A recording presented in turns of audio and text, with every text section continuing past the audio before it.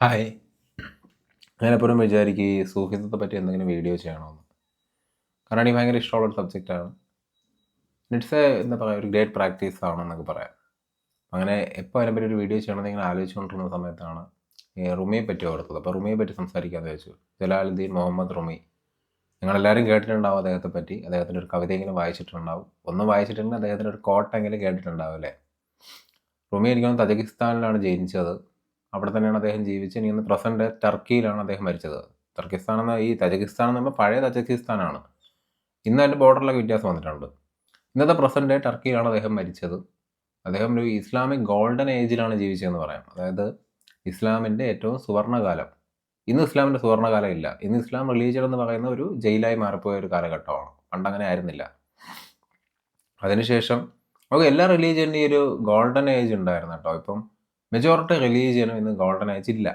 അതിനൊരു പ്രധാന റീസൺ, ഈ ഗോൾഡൻ ഏജ് എന്ന് പറയുന്നത് സംഭവിക്കുന്നത് എപ്പോഴും അവർ ഒരു ഫ്രീ ആയിട്ട് തിങ്ക് ചെയ്യാനുള്ളൊരു ഓപ്ഷൻ ഉണ്ടായിരിക്കുമ്പോഴാണ്. നമുക്ക് സ്വയം റീഡിസ്കവർ ചെയ്യാൻ പറ്റുമ്പോഴാണ്.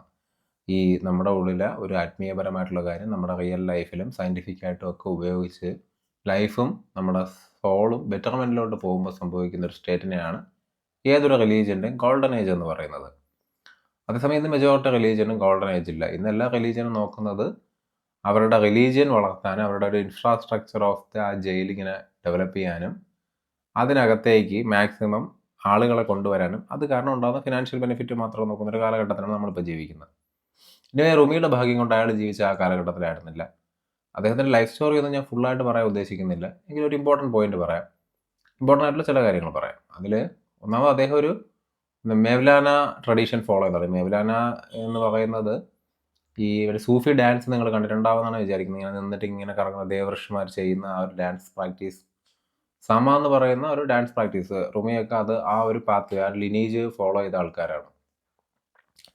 അതിനൊരു സത്യമായി സൂഫി ഡാൻസിൻ്റെ ഒരു പർപ്പസ് എന്താണെന്ന് പലർക്കും അറിയില്ല. അതിൻ്റെ പർപ്പസ് ഇത്രയേ ഉള്ളൂ: ദൈവത്തിൽ അലിഞ്ഞു ചേരുക. നമ്മുടെ ഉള്ളിൽ സെൽഫ് ഐഡൻറ്റിറ്റി പൂർണ്ണമായും ഡിമിനിഷ് ചെയ്ത് ആ ഒരു സ്വസ്ഥാവസ്ഥയിലേക്ക് എത്തുക എന്ന് പറയുന്നത് തന്നെയാണ് ആ ഒരു ഡാൻസിൻ്റെ പർപ്പസ്. റുമി എനിക്കൊന്നൊരു 25 വയസ്സായപ്പോൾ തന്നെ അവിടുത്തെ ഒരു മദ്രസയിലൊരു മുസ്ലിം സ്കോളറൊക്കെ ആയി അങ്ങനെ ജീവിക്കുന്ന സമയത്ത് അദ്ദേഹത്തിൻ്റെ ലൈഫ് മാറ്റിമറിച്ച ഒരു സംഭവമാണ് ഷാംസ് തബ്രീസി എന്ന് പറയുന്ന ഒരു വ്യക്തിയുമായിട്ട് അദ്ദേഹം കണ്ടുമുട്ടുന്നത്. ആ വ്യക്തിയാണ് അദ്ദേഹത്തിൻ്റെ ജീവിതം തന്നെ എൻ്റയർലി ട്രാൻസ്ഫോം ചെയ്യുന്നത്. ഈ വ്യക്തിയുമായിട്ടുള്ള അദ്ദേഹത്തിൻ്റെ ബന്ധം എന്താണെന്നൊരു ചോദ്യം ഭയങ്കരമായിട്ട് നിലനിൽക്കുന്നൊരു കാലഘട്ടമാണ്. എനിക്കൊന്ന് ഇന്ന് പലരും അദ്ദേഹത്തിൻ്റെ ആ ഒരു വ്യക്തിയുമായിട്ടുള്ള റിലേഷൻഷിപ്പ് ഒരു സ്വർഗാനുഗ്രഹ റിലേഷൻഷിപ്പാണ്, അല്ലെങ്കിൽ ഒരു ഹോമോസെക്ഷൽ റിലേഷൻഷിപ്പാണെന്ന് പറയുന്നൊരു കാലഘട്ടം. അന്നും ആ ആരോപണം ഉണ്ടായിരുന്നു. അത് അന്ത കാലഘട്ടത്തിൽ ആ ആരോപണം ഉണ്ടായിട്ടുണ്ട്. അതിനൊരു പ്രധാന കാരണം ഈ മിഡിൽ ഈസ്റ്റിൽ പണ്ട് മുതലേ ഈ ഹോമോസെക്ഷുവാലിറ്റിക്ക് ഭയങ്കര ഇമ്പോർട്ടൻസ് ആണ്. ഹോമോസെക്ഷുവാലിറ്റി അവരുടെ കൾച്ചറുമായിട്ട് ഭയങ്കര മിങ്കിൾഡ് ആണ്. ഇപ്പോൾ അഫ്ഗാനിസ്ഥാനിലെ ഡാൻസിങ് ബോയ്സിനെ പറ്റിയൊക്കെ നിങ്ങൾ സെർച്ച് ചെയ്ത് നോക്കിയാൽ നിങ്ങൾക്ക് മനസ്സിലാക്കാൻ പറ്റും. മിഡിൽ ഈസ്റ്റിൽ ഈ ഒരു ഹോമോസെക്ഷുവാലിറ്റിക്ക് ഉള്ളൊരു പ്രാതിനിധ്യം അത് ഇസ്ലാമിസം വരുന്നതിന് മുമ്പ് കൊണ്ട് അതിന് ശേഷമുണ്ട്. അതൊക്കെ മെർജ് ചെയ്ത് ഒരുമിച്ചാണ് പോയിക്കൊണ്ടിരിക്കുന്നത്. ഇപ്പോഴും എക്സിസ്റ്റ് ചെയ്യുന്ന കാര്യമാണ് ഞാൻ പറയുന്നത്. അതുകൊണ്ട് തന്നെ അത് അക്സെപ്റ്റ് ചെയ്യുകയും അതിൽ ജീവിക്കുകയും ചെയ്യുന്ന ഒരു വിഭാഗം ആൾക്കാരുമുണ്ട്, അതിനെ ഹേറ്റ് ചെയ്യുന്ന ഒരു വിഭാഗം ആൾക്കാരുമുണ്ട്.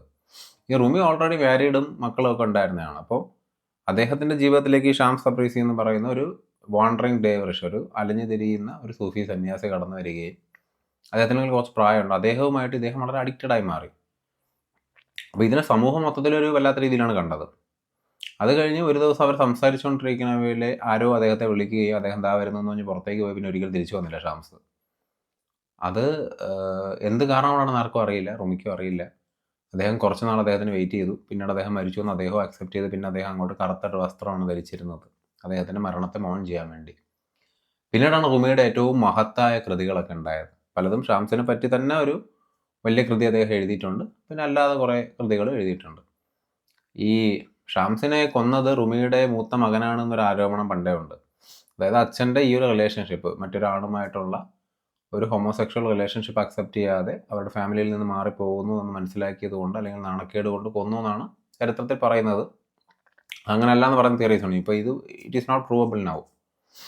എനിവേ അങ്ങനെ അവർ വിചാരിച്ചിട്ടുണ്ടാവും. അതിൽ തെറ്റൊന്നുമില്ല. കാരണം ആ ഒരു സാഹചര്യം അങ്ങനെ ആയതുകൊണ്ട് ഇത് വിചാരിച്ചിട്ടുണ്ടാകും. പക്ഷെ ഞാനിത് മനസ്സിലാക്കുന്നത് അങ്ങനെയല്ല. കാരണം ഈ റുമിക്ക് ഷാംസുമാരുണ്ടായിരുന്നൊരു ഹോമോസെക്ഷൽ റിലേഷൻഷിപ്പാണെന്ന് എനിക്ക് തോന്നിയിട്ടുണ്ടായിരുന്നില്ല. കാരണം അത് അദ്ദേഹത്തിൻ്റെ കൃതികൾ വായിച്ചാൽ നിങ്ങൾക്ക് മനസ്സിലാവും. He was seeing him as divine. അതായത് ഇതൊരു ശുദ്ധബോധാവസ്ഥയിലത്തെ മനുഷ്യനാണ്. അതായത് ഇത് ദൈവത്തെ പോലെയാണ് അദ്ദേഹം അവരെ കണ്ടിരുന്നത്. ഈ ഷാംസ് മരിച്ചു പോയതിനു ശേഷം കുറേ നാൾ ഷാംസിനെ തേടിയൊക്കെ അലഞ്ഞ ഈ റുമി തന്നെ പിന്നീട് റിയലൈസ് ചെയ്തു, ഞാനും അദ്ദേഹവും വേറെ അല്ല എന്ന്. അതായത് പ്യുവർ അദ്വൈതം തന്നെയാണ് ഇവിടെ സംസാരിക്കുന്നത്. റുമിയുടെ കൃതികളിലെല്ലാം നിങ്ങൾക്ക് പ്യുവർ ആയിട്ടുള്ള അദ്വൈതത്തെ പറ്റി മെൻഷൻ ചെയ്യുന്നത് കാണാൻ സാധിക്കും. അതായത് he is not different from me. ഇവിടെ ഡ്യുവാലിറ്റി ഇല്ല, പ്യുവർലി ഏകത്വം മാത്രമേ ഉള്ളൂ, അത് വണ്ണസ് മാത്രമേ ഉള്ളൂ എന്നാണ് അതിൽ പലതും പ്രൂവ് ചെയ്ത് പോകുന്നത്. ഈ ഷാംസിൻ്റെ അടുത്ത് റുമിക്ക് സംഭവിച്ച ട്രാൻസ്ഫോർമേഷൻ എന്ന് പറയുന്നത് അദ്ദേഹത്തിൻ്റെ ജീവിതം മാറ്റിയതാണ്. പിന്നീട് അങ്ങോട്ടുള്ള കാലം മൊത്തം അദ്ദേഹം ഒരു ട്രാൻസിലാണ് ജീവിച്ചത്. അതിൻ്റെ കാരണം ഈ ഞാൻ പറയില്ല, ഒരു ഗുരുവിൻ്റെ അടുത്തേക്ക് നമ്മൾ എത്തുമ്പോൾ, ഒരു ശുദ്ധബോധാവസ്ഥയിലടുത്ത് ഇരിക്കുന്ന വ്യക്തിയുടെ അടുത്തേക്ക് നമ്മൾ എത്തുമ്പോൾ നമ്മൾ അറിയാതെ അദ്ദേഹവുമായിട്ട് പ്രണയത്തിലാവും. ആ പ്രണയത്തിന് നമ്മൾ ഈ നോർമലി കാണുന്ന ഹസ്ബൻഡ് വൈഫ് പ്രണയം അല്ലെങ്കിൽ കാമുകി കാമുകൻ പ്രണയവുമായിട്ട് വ്യത്യാസമുണ്ട്. കാരണം നമ്മുടെ സോള് അല്ലെങ്കിൽ നമ്മുടെ സെൽഫ് ഐഡൻറ്റിറ്റി ആ ഒരു പ്യുവർ കോൺഷ്യസ്നെസ്സിലേക്ക് ഇങ്ങനെ മെർജായി പോകുന്നതാണ്. അത് ചിലപ്പോൾ നമ്മളെ കംപ്ലീറ്റ്ലി ട്രാൻസ്ഫോം ചെയ്യും, ചിലപ്പോൾ ഹാഫ് ട്രാൻസ്ഫോർമേഷൻ ചെയ്യും. പ്യുവർലി അതായി മാറിക്കഴിഞ്ഞാൽ പിന്നെ നമ്മൾ വിശ്രാന്തിയിലായിരിക്കും. നമുക്ക് അങ്ങോട്ടോ ഇങ്ങോട്ടോ ഒരു ചിന്തയുടെ ആവശ്യം ഉണ്ടാവില്ല. നമുക്ക് ആ ഒരു സ്റ്റേറ്റിൽ മെർജായി ജീവിക്കാൻ സാധിക്കും. അതുകൊണ്ടാണ് നമുക്ക് ഗുരുവിനോട് ഭയങ്കരമായ സ്നേഹം ഉണ്ടാവുന്നത്. രമണ മഹർഷിക്ക് വേണ്ടിയും അല്ലെങ്കിൽ മറ്റ് പല ഗുരുക്കന്മാർക്ക് വേണ്ടി അവരുടെ ശിഷ്യന്മാർക്ക് മരിക്കാൻ വരെ തയ്യാറായിരുന്നു. കാരണം അവരെല്ലാം ഉപേക്ഷിക്കാൻ തയ്യാറായിരുന്നു അവർക്ക് വേണ്ടി. കാരണം അവർക്ക് ഈ വ്യക്തിയോടൊരു ഭയങ്കരമായ പ്രണയം തോന്നും.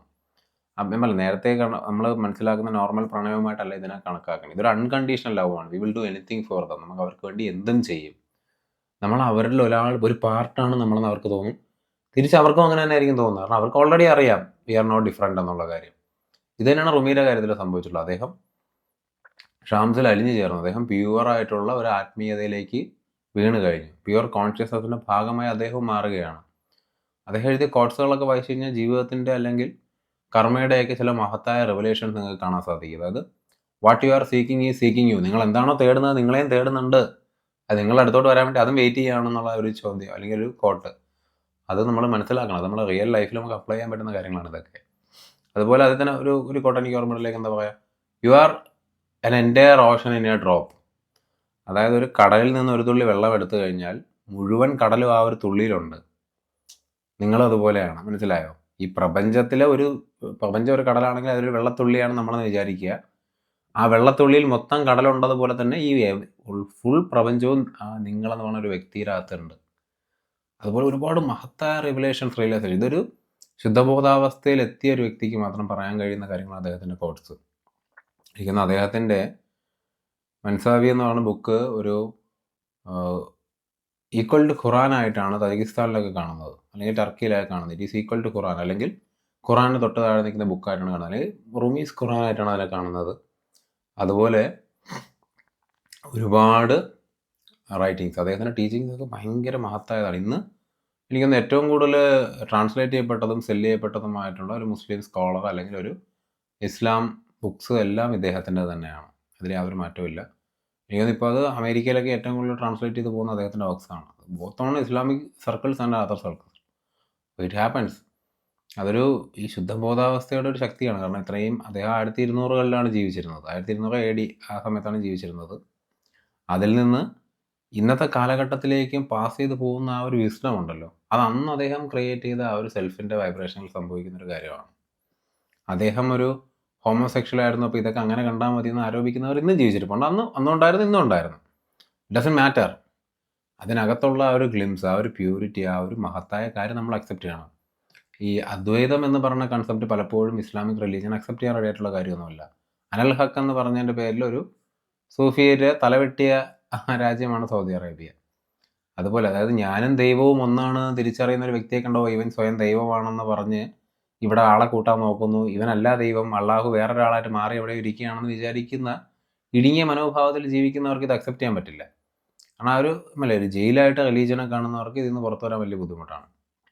അല്ലാത്തവരെപ്പോഴും റിയലൈസ് ചെയ്യും, ഏത് റിലീജിയനിലിരുന്നാലും ഏത് സെക്റ്റ് നിങ്ങൾ ഫോളോ ചെയ്താലും ആ ഒരു പ്യുവർ കോൺഷ്യസ്നസ് നിങ്ങളിങ്ങനെ ഫ്ലവർ ചെയ്യുമ്പോൾ നിങ്ങൾക്ക് അതിൽ നിന്ന് എസ്കേപ്പ് ഉണ്ടാവില്ല. ഇറ്റ് വിൽ ഓൾവേസ് എന്താ പറയുക, ഒരു പുലി നിങ്ങളെ പിടിച്ച് വിഴുങ്ങുന്ന പോലെ നിങ്ങൾ വിഴുങ്ങിക്കളയും.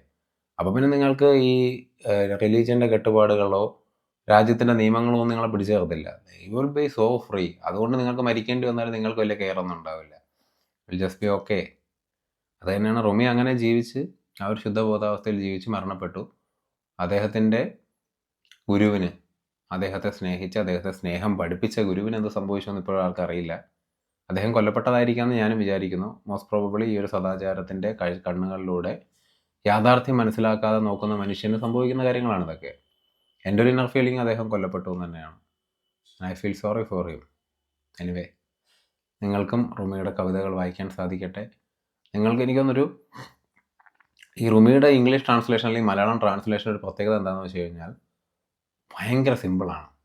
നമ്മുടെ ഇപ്പോൾ ഒരു വേദങ്ങൾ അല്ലെങ്കിൽ സംസ്കൃതത്തിലൊക്കെ എഴുതിയിരിക്കുന്ന മഹത്തായ വചനങ്ങളൊക്കെ ഇതിൻ്റെയൊക്കെ കുഴപ്പം എന്താണെന്ന് പറയുമ്പോൾ ഇത് വളരെ കോംപ്ലിക്കേറ്റഡ് ആണ്. ഇതൊരു സാധാരണ മനുഷ്യന് മനസ്സിലാക്കാൻ വലിയ ബുദ്ധിമുട്ടാണ്. കാരണം അത് അത്രയും നൂറ്റാണ്ടുകൾക്ക് അല്ലെങ്കിൽ ആയിരക്കണക്കിന് വർഷം മുമ്പ് എഴുതപ്പെട്ടതുകൊണ്ടായിരിക്കും. ഈ റുമിയുടെ ഒരു 1200 AD എഴുതപ്പെട്ട കാര്യങ്ങളായതുകൊണ്ടായിരിക്കാം ഇന്നത്തെ കാലഘട്ടത്തിലുള്ള മനുഷ്യന് മനസ്സിലാക്കാൻ കുറച്ചുകൂടി സിംപ്ലിഫൈഡ് വേർഷനാണ്. അതിലെ പല കോഡ്സും നിങ്ങൾക്ക് ലൈഫിൽ യൂസ് ചെയ്യാൻ പറ്റും. ലൈഫിനെ കുറച്ചുകൂടി ബ്യൂട്ടിഫുൾ ആക്കാൻ നിങ്ങളെ സഹായിക്കും. So use it. Thank you.